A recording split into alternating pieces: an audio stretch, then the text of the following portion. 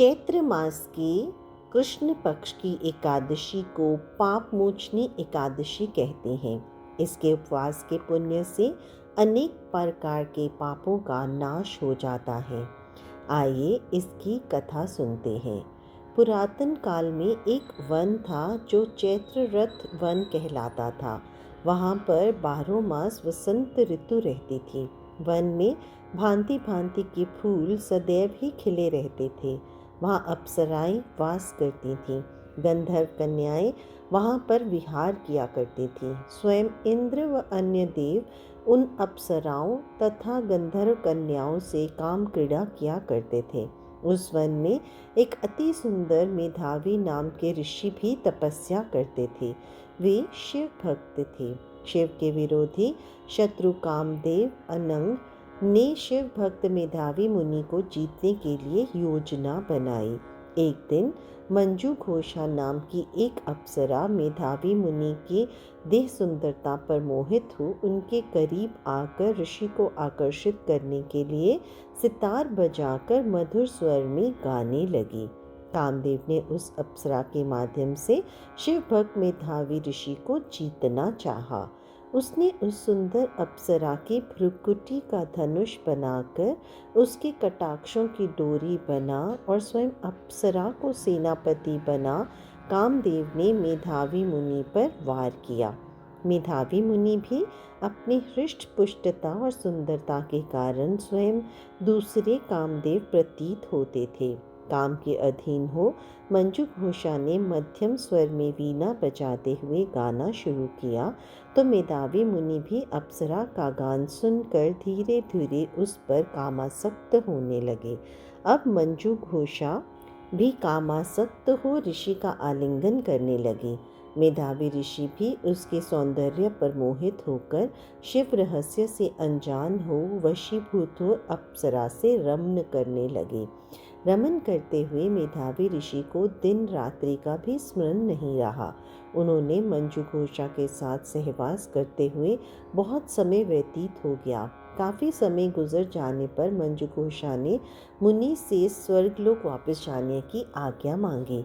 अप्सरा के वचन सुनकर मुनि बोले, हे सुंदरी, अभी कल ही तो तुम मेरे पास आई हो और आज तुम वापस जाना चाहती हो। ऐसा नहीं हो सकता, अभी तुम कल तक ठहरो। वे अप्सरा भी मुनि से भयभीत हो पुनः उनके साथ रमन करने लगी। जब इस प्रकार रमन करते हुए 75 वर्ष 7 मास और 3 दिन व्यतीत हो गए तो मेधावी मुनि को अपने पतन का कारण समझ में आया तो वे अत्यंत कुपित हो वक्र दृष्टि से मंजू घोषा को देखकर और उसे काल का विकराल रूप जानकर बोले, हे दुष्ट अप्सरा, तू मेरे तप को नष्ट करने वाली है, अतः तू अब मेरे श्राप से पिशाचिनी बन जा। तुम महापापिन हो, दुराचारिणी हो, तुम धिक्कारने योग्य हो। मुनि के श्रापवश मंजू घोषा पिशाचिनी बन गई और कहने लगी, हे ऋषि, मुझ पर क्रोधित ना हो और प्रसन्न हो, इस श्राप से मुक्ति का उपाय बतलाएं, क्योंकि इस पाप से हम दोनों ही समान रूप से भागी हैं। बुद्धिमानों की मति के अनुसार ऋषि और संत जनों का संग सदैव ही कल्याणकारी होता है।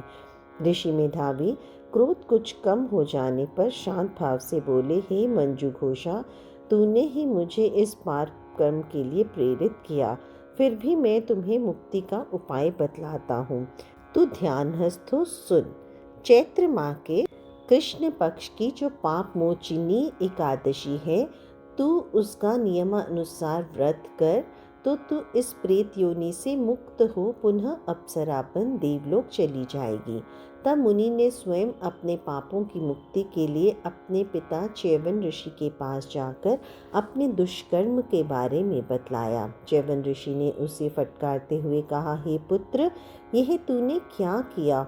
इस दुष्कर्म से तेरे तो सारे तप समाप्त हो गए हैं। पुत्र होने के कारण मैं तुझे मुक्ति का उपाय बतलाता हूँ। तुम भी चैत्र माह की कृष्ण पक्ष की पाप मोचनी एकादशी का विधि पूर्वक उपवास करो तो तुम्हारे सारे पापों का नाश हो जाएगा।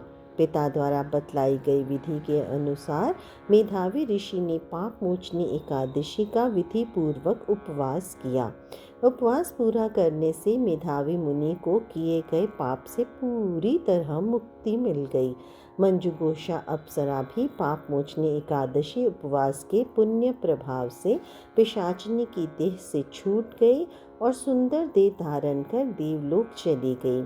लोमश ऋषि ने कहा, हे नरेश, पाप मोचनी एकादशी उपवास के पुण्य प्रभाव से समस्त पापों का विनाश हो जाता है। इसके कथन एवं श्रवण से 1000 गौदान के समक्ष फल मिलता है।